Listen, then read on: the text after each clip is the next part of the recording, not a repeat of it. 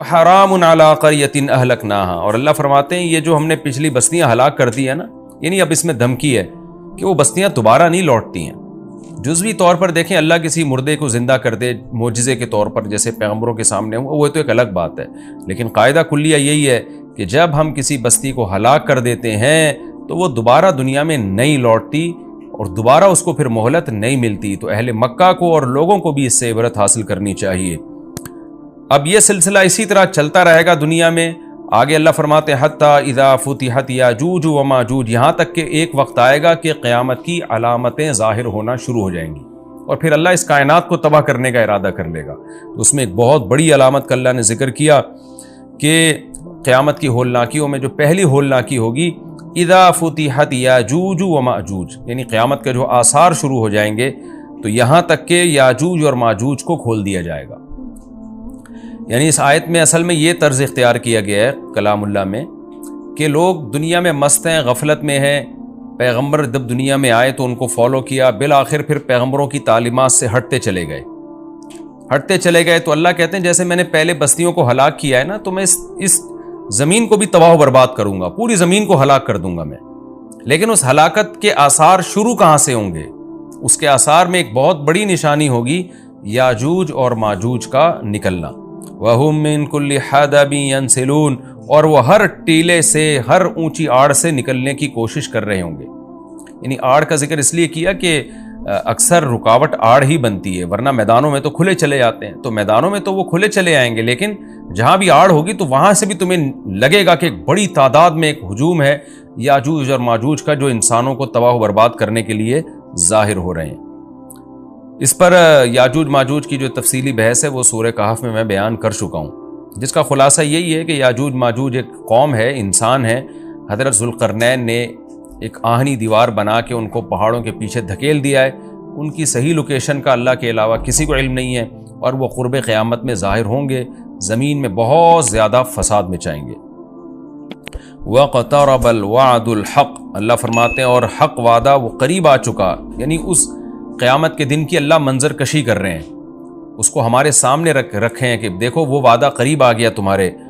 فَإِذَا، کیونکہ یاجوج ماجوج جب ظاہر ہوں گے تو اس کے تو بہت قریبی، بہت ہی کچھ وقت کے بعد ہی قیامت قائم ہو جائے گی۔ فَإِذَا هِيَ شَاخِصَةٌ أَبْصَارُ الَّذِينَ كَفَرُوا، تو اچانک کافروں کی نگاہیں پھٹی کی پھٹی رہ جائیں گی، حیران ہو جائیں گے قیامت کی ہولناکی کو دیکھ کر، اور کہیں گے یا ویلنا قد کنا فی غفلۃ من ھذا، ہائے ہماری بدبختی، ہم تو اس سے غفلت میں پڑے ہوئے تھے، ہم نے تو اس طرف کبھی سوچا ہی نہیں۔ آج دیکھ لینا انسان پیغمبروں کی تعلیمات کو تو ویلیو دے ہی نہیں رہا ہے، بس ترقی اور معاشی ترقی اور سائنسی ترقی اور ٹیکنالوجی اور حقوق ایک دوسرے کے اور جانوروں کے حقوق اور گدھے گھوڑوں کے حقوق، اسی پر پوری انسانیت گھوم رہی ہے۔ جس خدا نے پیدا کیا اس کو ڈکشنری سے نکال دیا۔ تو اللہ کہتے ہیں جب قیامت دیکھیں گے نا تو کہیں گے یا ویلنا، ہماری بدبختی، ہم تو اس سے غفلت میں پڑے ہوئے تھے، اس طرف تو ہم نے سوچا ہی نہیں، بل کننا ظالمین، بلکہ کہیں گے ہم تو ظالم تھے، یعنی ہمیں سوچنا چاہیے تھا پھر بھی ہم نے نہیں سوچا۔ انکم وما تعبدون من دون اللہ حصب جہنم، اب چونکہ مشرکین تو مشرک تھے، ان کے ذہن میں سب سے پہلے یہ خیال آتا تھا کہ ٹھیک ہے اگر قیامت قائم ہو گئی تو ہمارے بھگوان اور ہمارے بت ہمیں بچا لیں گے، ان کو اللہ نے الگ سے دھمکی دی ہے انکم وما تعبدون من دون اللہ حصب جہنم، فرمایا تم اور جو تمہارے معبود ہیں نا جن کی تم عبادت کرتے ہو اللہ کو چھوڑ کر، یہ سارے جہنم کا ایندھن بنیں گے۔ احادیث میں یہ مضمون ہے کہ یہ جو پتھر کے بنے ہوئے بت ہیں نا، اگرچہ ان میں حص نہیں ہوتی لیکن اللہ ان کو بھی مشرکین کے ساتھ آگ میں ڈال دے گا،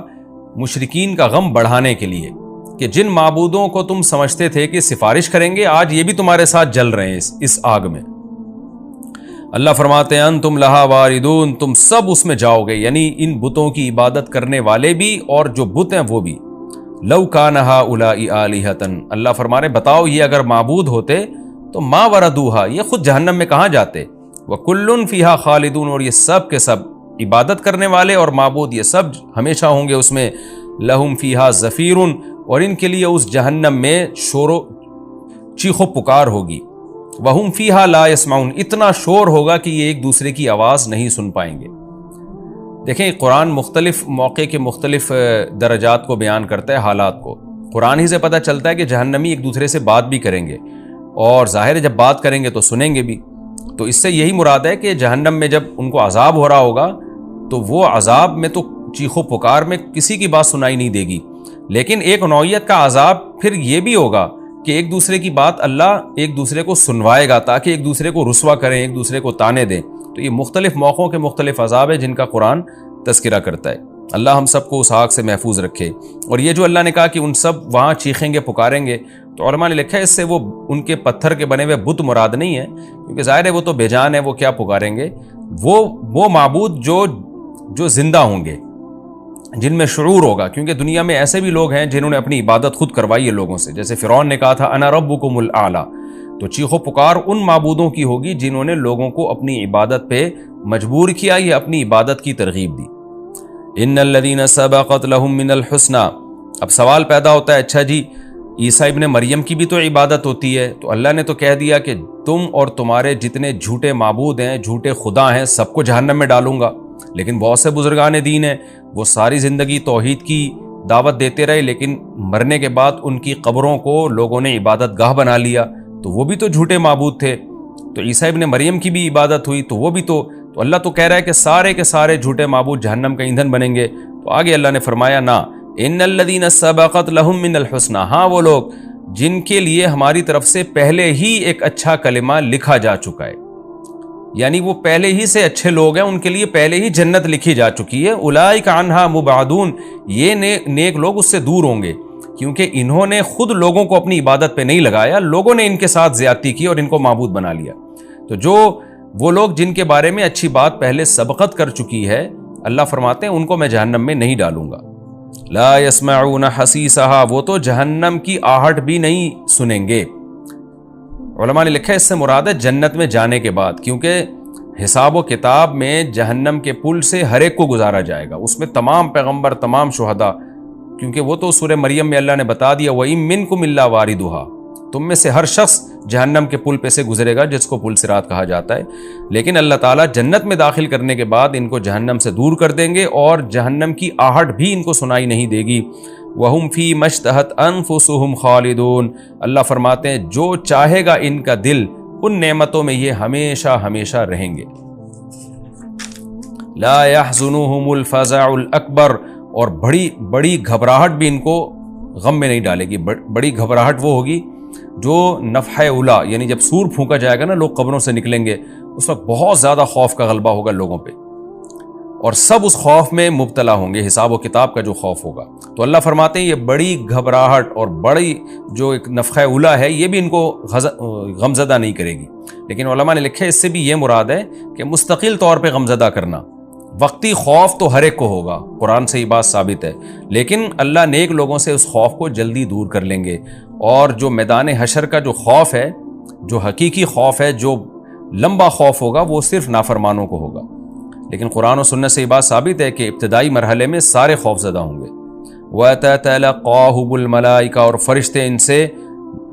ملاقاتیں کریں گے، ملاقاتوں کا مطلب مرحبا کہیں گے ان کو، ہذا یومکم، اور ان کو خوشی سے فرشتے مبارکباد دیتے ہوئے کہیں گے یہ ہے تمہارا وہ دن الذی کنتم توعدون، جس کا تم سے وعدہ کیا جاتا تھا۔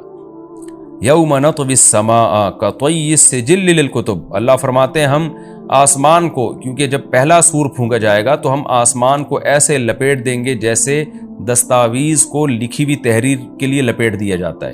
کما بدأنا اول خلق نعید، جس طرح ہم نے اول خلق کی ابتدا کی تھی اب اسی طرح لوٹا دیں گے۔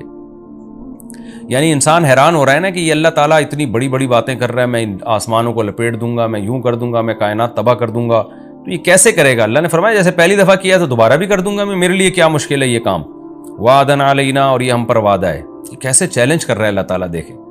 یعنی انسان کہہ رہا ہے نہیں کچھ ہوگا، یہ سب ایسی باتیں ہو رہی ہیں، اور اللہ کہہ رہا ہے وعدن علینا، میں کر کے دکھاؤں گا یہ، انا کننا فاعلین، پھر اللہ نے تاکید کی ہم یہ کام کر کے چھوڑیں گے۔ لہذا اللہ کو چیلنجز مت دو، اپنے عمل کو ٹھیک کرنے کی کوشش کرو۔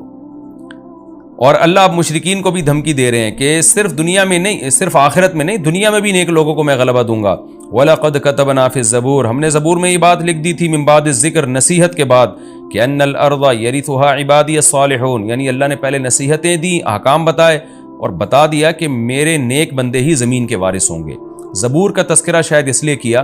کہ داؤد علیہ السلام کو اللہ نے زبور دی، اسی میں اللہ نے بتا دیا، اور اللہ نے زبور میں یہ وعدہ جو کیا تھا پورا کر کے بھی دکھایا۔ داؤد اور سلیمان علیہ السلام کی خلافت اللہ نے پوری دنیا پہ قائم کر دی۔ تو اللہ فرماتے ہیں یہ بات ہم نے زبور میں لکھ دی تھی، اور یہ حدیث سے بھی مضمون ثابت ہے کہ جیسے مسلمانوں کا نشأت اولا ہوا، اللہ نے اسلامی خلافت کو دنیا میں قائم کیا، تو حضرت عیسیٰ ابن مریم کے دور میں اللہ دوبارہ کفر پہ اسلام کو غلبہ عطا فرمائے گا، اور یہ زمین کے وارث پھر اہل اسلام ہی بنیں گے۔ اور اگر ہم زمین سے مراد جنت کی زمین مراد لیتے ہیں پھر تو بالکل واضح بات ہے۔ آگے اللہ فرماتے ہیں ان فی ھذا لبلاغا لقوم عابدین، ہم نے جو مضمون بیان کیا اس میں جو لوگ اللہ کی عبادت اور غلامی کرتے ہیں ان کے لیے پیغام کا صاف صاف پہنچا دینا ہے۔ ان کو بات سمجھ میں آ گئی ہوگی، جو اللہ کو نہیں مانتے، اللہ کی عبادت پہ آنا ہی نہیں چاہتے، ان کو سمجھ میں بات نہیں آ سکتی۔ وما ارسلناک الا رحمۃ للعالمین، اور اے نبی ہم نے آپ کو تمام جہان والوں کے لیے رحمت بنا کے بھیجا ہے۔ کافر یہ سمجھتے ہیں کہ جب سے آئے ہیں ہمارے لیے ٹینشن بن گئے ہیں، ہم باپ دادا کے دین کو فالو کر رہے تھے، نہ کوئی جہنم کی بات تھی نہ کوئی اور باتیں تھیں، تو وہ اشکال کرتے، اللہ نے فرمایا کہ ہم نے رحمت بنا کے بھیجا ہے تاکہ لوگ آپ پر ایمان لائیں، جنت میں جائیں، اپنی زندگی کو بھی سدھاریں، آخرت کو بھی سدھاریں، اور ایک دوسرے کے حقوق ادا کریں، زمین میں امن پیدا ہو۔ تو آپ رحمت کا ذریعہ ہیں، یہ نہیں مان کے آپ کو زحمت سمجھ رہے ہیں، تو یہ آپ کا قصور نہیں ہے، ان کا قصور ہے۔ تو اللہ نے انسانوں کو بھی بتا دیا کہ پیغمبر صلی اللہ علیہ وسلم تمہارے لیے رحمت ہے، ان کو زحمت مت سمجھو۔ اب چونکہ اس سورت کا مضمون ہی توحید ہے، اس لیے خلاصے کے طور پر اللہ اس مضمون کو دہراتے ہیں۔ قل انما یوحی الیہ، اے نبی اب آپ خلاصے کے طور پر ان کو یہ بات بتا دیجئے، چونکہ میری جو اصل دعوت ہے وہ کیا ہے،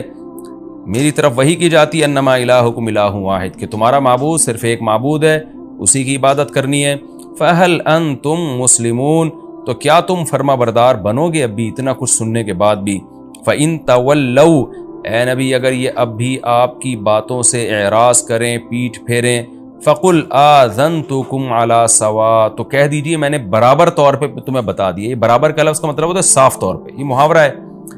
یعنی اردو میں بھی ہم کہتے ہیں اس طرح کی بات۔ تو ہم اے نبی آپ کہہ دیجئے میں نے تمہیں صاف طور پر کھلے لفظوں میں اللہ کا پیغام سنا دیا ہے۔ وَإِنْ أَدْرِي، اب مجھے نہیں پتا، اقریب ام بعید ما توعدون، کہ جس عذاب کا اللہ نے تم سے وعدہ کیا ہے وہ قریب ہے یا دور، کیونکہ بار بار نا وہ ایک ہی بات پہ اٹکتے تھے کہ پھر جلدی عذاب کیوں نہیں آتا، جلدی عذاب کیوں نہیں آتا، ڈیٹ بتائیں عذاب کی۔ تو اے نبی کہہ دیجئے میں نے پیغام پہنچا دیا، اب مجھے نہیں پتا عذاب جلدی آئے گا کہ دیر سے آئے گا۔ وَإِنْ أَدْرِي لَعَلَّهُ إِنَّهُ يَعْلَمُ الْجَهْرَ مِنَ الْقَوْلِ، اللہ جانتا ہے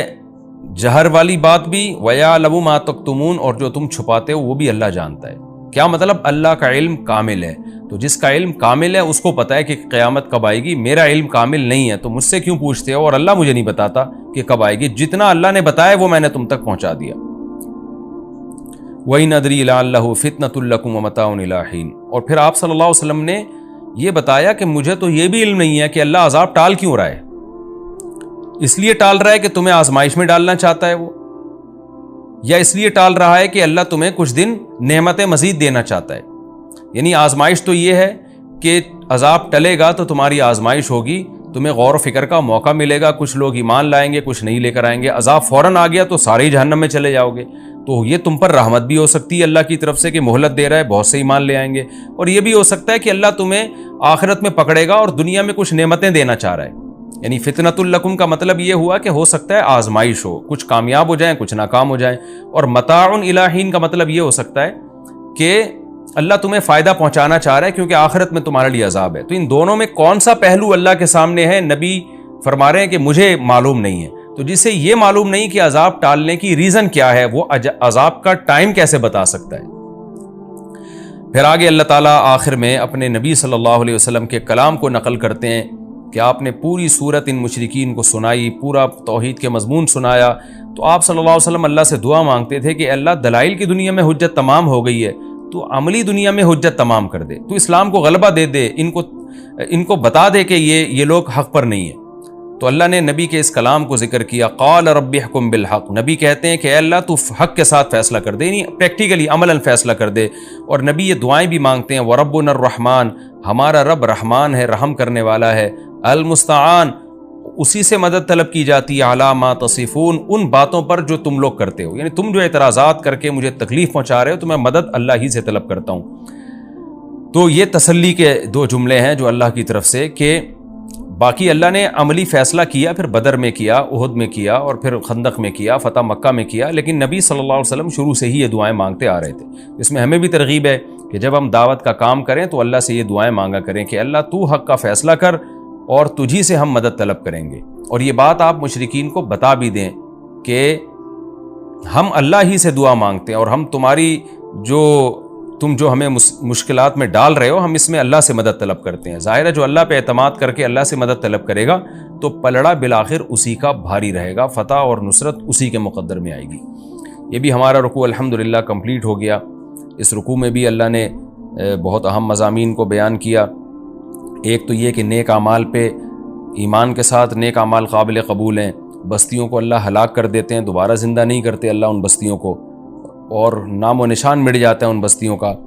اور قیامت کی ہولناکیوں کا اللہ نے تذکرہ کیا کہ پہلی علامت یاجوج ماجوج کا ظاہر ہونا ہوگا، وہ خود سائنس کے لیے ایک چیلنج ہوگی، بہت بڑا چیلنج ہوگی۔ اور پھر آہستہ آہستہ قیامت کی علامتیں آئیں گی تو اہل کفر کی آنکھیں حیرت سے پھٹی کی پھٹی رہ جائیں گی، اور وہ کہیں گے ہمیں تو اس کی توقع ہی نہیں تھی۔ پھر اللہ ان مشرکین اور ان کے معبودوں کو اٹھا کے ان کے ساتھ جہنم کا ایندھن بنائے گا، اور ان معبودوں کو بچا لے گا جن کو ان کی مرضی کے بغیر معبود بنایا گیا، یعنی عیسیٰ ابن مریم اور جو بزرگان دین قبروں میں لوگ ان کی قبروں کی عبادت شروع کر دیتے ہیں، ان کے بارے میں اللہ نے فرمایا کہ وہ جہنم کی آہٹ بھی نہ سنیں گے۔ اور پھر اللہ تعالیٰ نے بتایا کہ ہم نے زبور میں یہ بات لکھی ہوئی ہے کہ نیک لوگ ہی میری زمین کے وارث بنیں گے، لہذا کفر اس خوش فہمی میں نہ رہے کہ ہم اسلام پہ غالب آ جائیں گے، بالآخر اللہ اہل اسلام کو غلبہ دے گا۔ اور اس میں ایک اہم ترین آیت یہ بھی ہے کہ اللہ نے پیغمبر صلی اللہ علیہ وسلم کو رحمت للعالمین بنایا ہے۔ کاش یہ بات آج کافر کی سمجھ میں آ جائے کہ اسلام آپ کے لیے رحمت ہے، عذاب نہیں ہے۔ لوگ اکثر یوٹیوب پہ میں نے دیکھا کمنٹس کر رہے ہوتے ہیں غیر مسلم کہ ہم اسلام سے بچے ہوئے ہیں، عیش کی زندگی میں ہیں۔ بھائی آپ اسلام میں آؤ گے تو آپ کو خوشیوں والی زندگی ملے گی، کیونکہ اللہ نے محمد صلی اللہ علیہ وسلم کو جہان والوں کے لیے عذاب نہیں بنایا بلکہ جہان والوں کے لیے رحمت بنایا ہے۔ اور آخر میں برات ہے کہ پھر بھی نہیں مانتے تو اے نبی آپ ان سے کہہ دیجئے کہ میں نے پیغام بھی پہنچا دیا ہے اور میں دعا بھی اللہ سے مانگتا ہوں، اور میں یہ تو بتا سکتا ہوں عذاب آئے گا، عذاب کا ٹائم میں نہیں